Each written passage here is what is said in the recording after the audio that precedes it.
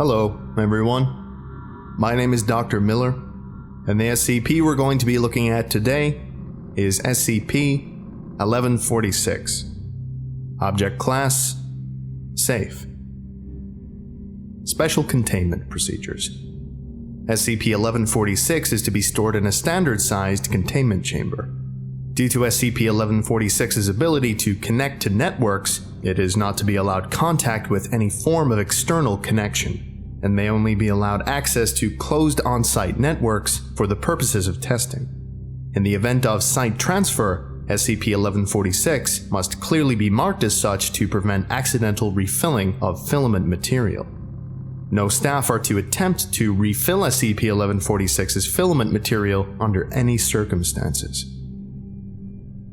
Description: SCP-1146 appears to be a heavily modified brand 3D printer. Modifications include a 40.6 cm LCD screen, a set of small speakers, an enlarged printing bay, and a number of wires exposed along various points of the subject's case. Through means currently unknown, SCP-1146 seems to lack any requirement for an exterior power source, and can continue operating after being unplugged after a short delay. Though no means of opening the object have been found, X-ray imaging has been used to reveal a lack of internal components. SCP-1146 was recovered from an abandoned office building in Russia after a series of reports involving living statues. After a search by agents, SCP-1146 was found in the building, surrounded by a number of various creatures and objects. The device was transported to site where it currently resides. SCP-1146's anomalous attributes are exhibited when a human being comes within 5 meters. The attached screen will automatically turn on and will display a blue oscilloscope. It will begin to yell insults at the individual in the voice of a Russian child, or try to convince them to fix a filament blockage.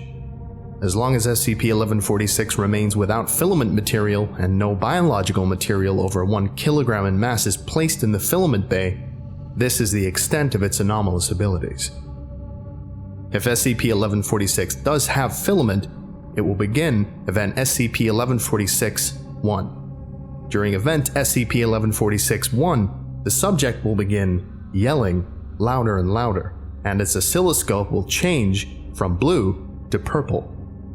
It will begin printing a number of creatures, referred to as SCP-1146-1 collectively, including oversized Pandinus imperator, Velociraptor mongoliensis, and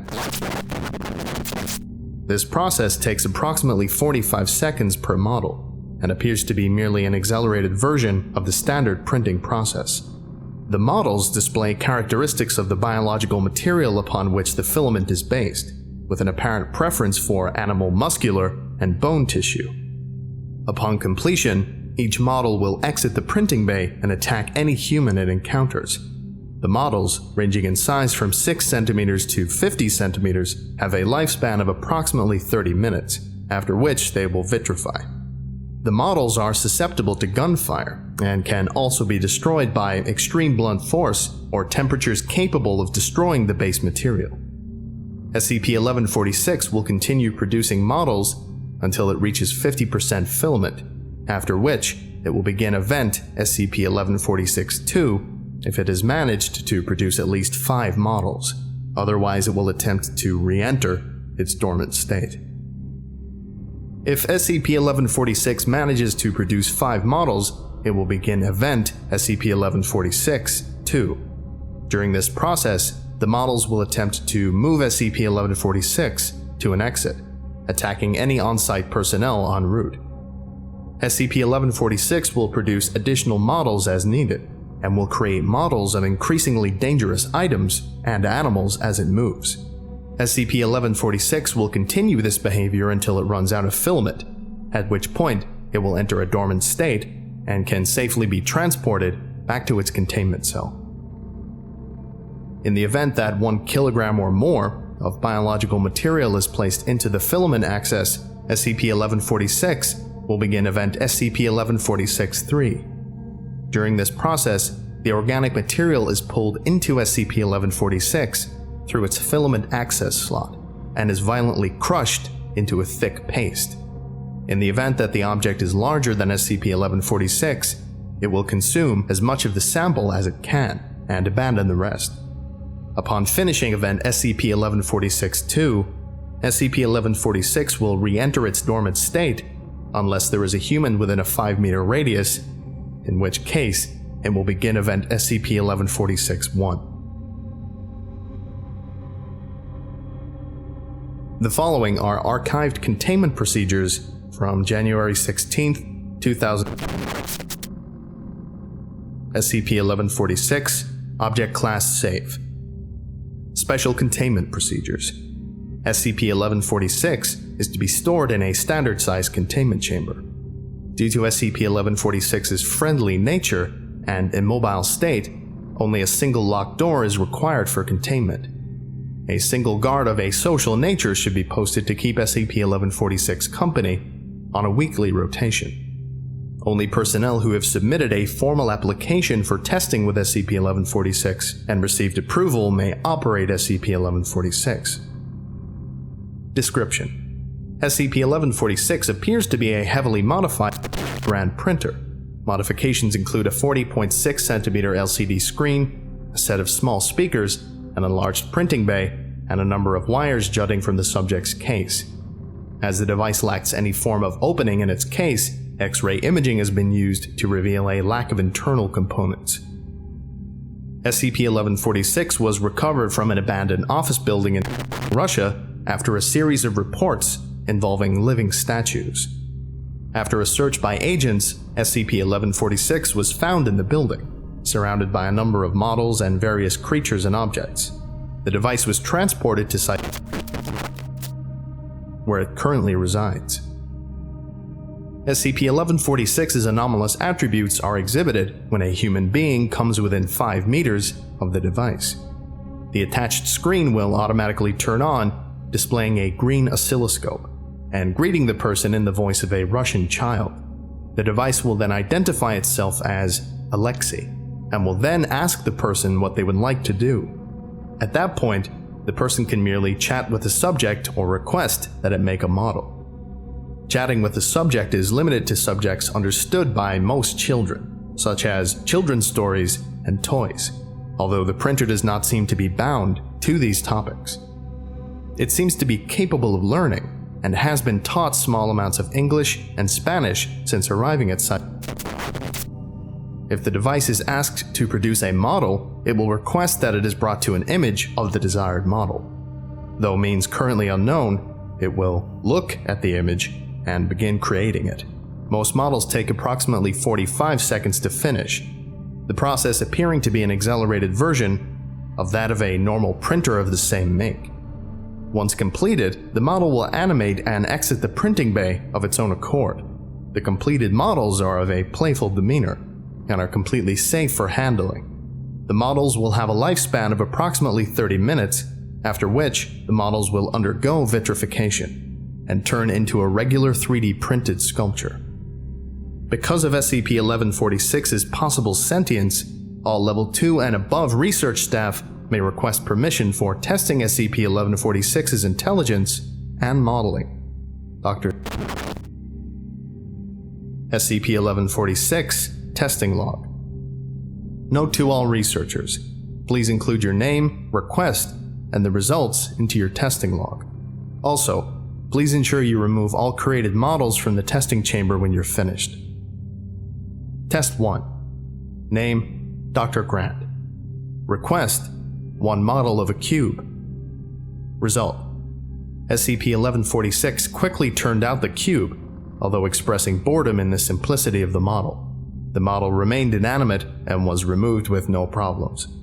The complete cube can now be found on Dr. Grant's desk in use as a paperweight. Test 2. Name: Dr. Grant. Request: 1 model of a tiger. Result: SCP-1146 expressed concern at how dangerous a real tiger would be whilst working. When completed, the model walked out of the machine and curled up at Dr. Grant's feet, seemingly taking a nap. SCP-1146 expressed happiness at the cute behavior of the tiger. The model eventually stood up and wandered around the testing chamber, and vitrified after 28 minutes. Interesting. It appears that the models only come to life if they are models of living things. It also seems that the SCP affects how the model behaves. I'll have to see if this is the case. Dr. Grant. Test 3. Name, Dr. Grant. Request, one model of a piranha. Result. SCP-1146 quickly printed the fish, talking about how it likes sea creatures. Upon completion, the printed model was dropped into a fish tank and then exposed to a sample of human blood. No reaction was observed, the model instead behaving like a common goldfish. Upon being questioned if it had ever seen a fish before, SCP-1146 confirmed that its creator had a pet fish. It seems that the behavior of the models is indeed based on how the SCP believes they should act. I wonder to what extent this independent will of the machine goes. Dr. Grant. Test 4. Name, Research Assistant. Request, one model of female. Result. SCP-1146 requested a picture, which was provided, and completed the model, commenting on it being a very strange-looking cat. Research Assistant proceeded to. Security Team B assisted in removal, and Research Assistant was treated for severe blood loss, amputation, and deep tissue scratches before being terminated. Wait, what? This really lessens my faith in my fellow man. Still, it does provide some rather valuable data.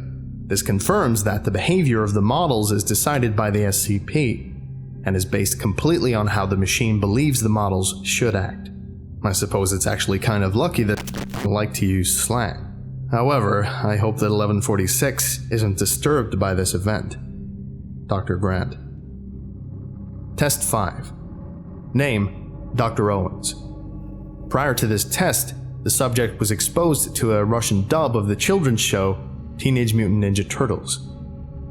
Request, one model of a turtle. Result.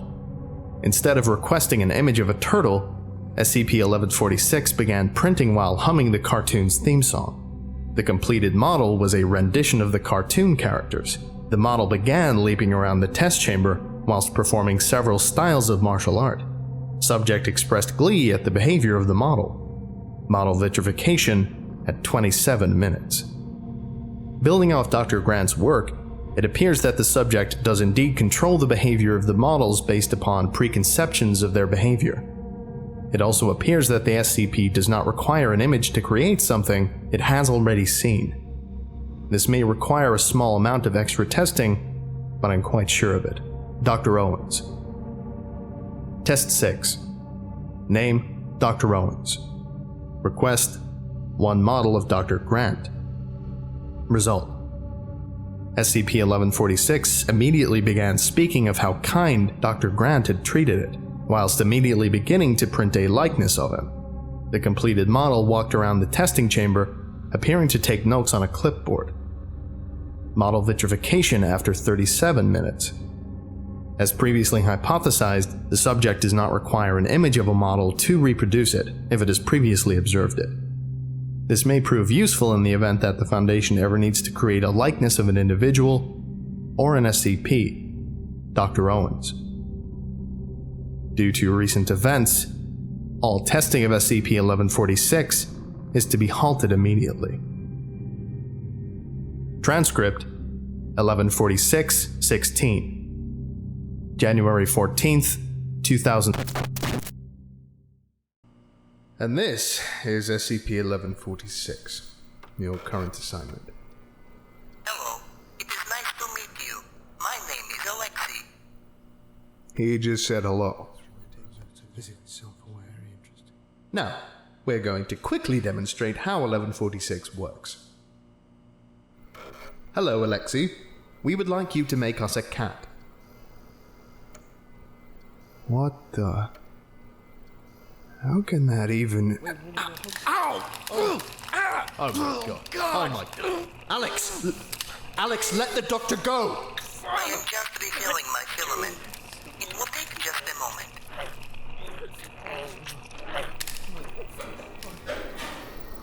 Shut it off. Why?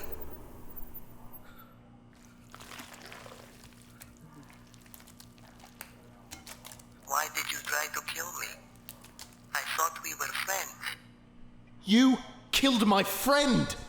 Alex, what was I supposed to do? But I just... Alright, let's get out of here. We can't afford it. I was just having fun.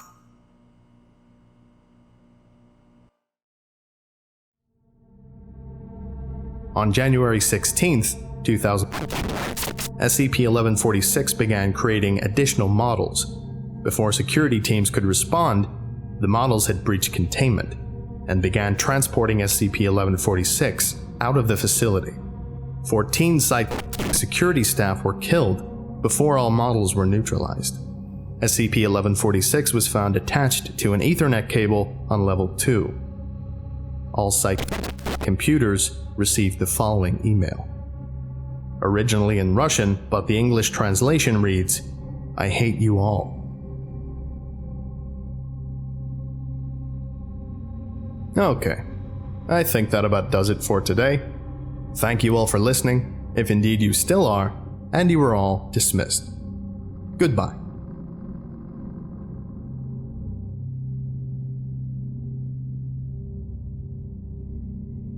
I would like to give a special thank you to Albino Neko, James Saba, Andre Bichert, Jax Merrick, Pablo Ice 917, Burlington the Cat, All the Time Gaming, Justin Day, Researcher Bulvier, Pierce M. Hamlin, Curie Coma, White Crow, Nicholas James Vojak, Bryson Bailey, my archive curator Nick, Cody Tench, The Android, Slump God, Quartz 563, and Tree Hero.